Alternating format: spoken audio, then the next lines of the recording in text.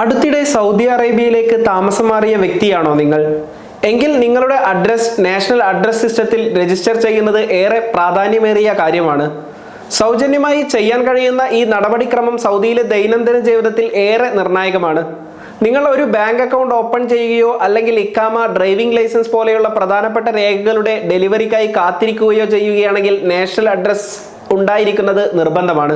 എന്താണ് Saudi national address എന്നും നിങ്ങളുടെ അഡ്രസ് എങ്ങനെ രജിസ്റ്റർ ചെയ്യണമെന്നും നോക്കാം. രാജ്യത്തെ ദേശീയ പോസ്റ്റൽ സർവീസായ സൗദി പോസ്റ്റാണ് ഈ നാഷണൽ അഡ്രസ് സിസ്റ്റം വികസിപ്പിച്ചെടുത്തത്. സൗദിയുടെ വിവിധ മേഖലയിലുള്ള ഓരോ ഗ്രാമങ്ങൾക്കും നഗരങ്ങൾക്കുമായി ഏകീകരിക്കപ്പെട്ട അഡ്രസ്സിംഗ് സംവിധാനമായാണ് ഇത് പ്രവർത്തിക്കുന്നത്. ഒരു സ്ക്വയർ മീറ്റർ കൃത്യതയോടെ രാജ്യത്തിന്റെ ഭാഗമായ മുഴുവൻ പ്രദേശത്തെയും ഈ സംവിധാനം ഉൾക്കൊള്ളുന്നുണ്ട്. നിങ്ങൾ സൗദി അറേബ്യയിൽ താമസിക്കുന്ന ഒരു വ്യക്തിയാണെങ്കിൽ നിങ്ങളുടെ അഡ്രസ്സും, ബിസിനസ് നടത്തുകയാണെങ്കിൽ ബിസിനസിന്റെ അഡ്രസ്സും നാഷണൽ അഡ്രസ് സിസ്റ്റത്തിൽ നിർബന്ധമായും രജിസ്റ്റർ ചെയ്തിരിക്കണം.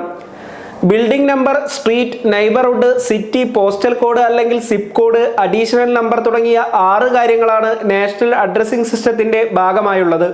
ബിൽഡിംഗ് നമ്പറിൽ 4 അക്കങ്ങളും പോസ്റ്റൽ കോഡിൽ 5 അക്കങ്ങളുമാണ് ഉണ്ടായിരിക്കുക. ഒരു പ്രത്യേക മേഖലയെ പ്രതിനിധീകരിക്കുന്നതായിരിക്കും പോസ്റ്റൽ കോഡ്.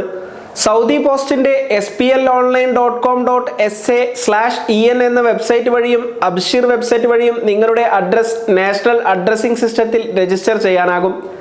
സൗദി സർക്കാരുമായി ബന്ധപ്പെട്ട സേവനങ്ങളെല്ലാം ഒരൊറ്റ സ്ഥലത്ത് നൽകുന്നതിനായി സൗദി ആഭ്യന്തര മന്ത്രാലയം ഒരുക്കിയ ഇലക്ട്രോണിക് പ്ലാറ്റ്ഫോമാണ് അബ്ഷീർ.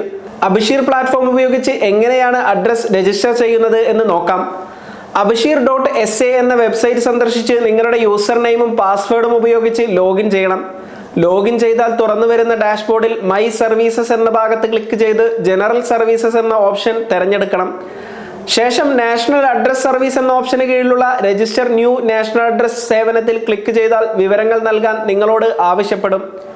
മേഖല, city, district, building number, zip code, additional number, ownership type, property type എന്നീ വിവരങ്ങളാണ് നൽകേണ്ടത്. വാടക വീടാണോ സ്വന്തം വീടാണോ എന്ന കാര്യമാണ് ഓണർഷിപ്പ് ടൈപ്പിന് കീഴിൽ വരുന്നത്.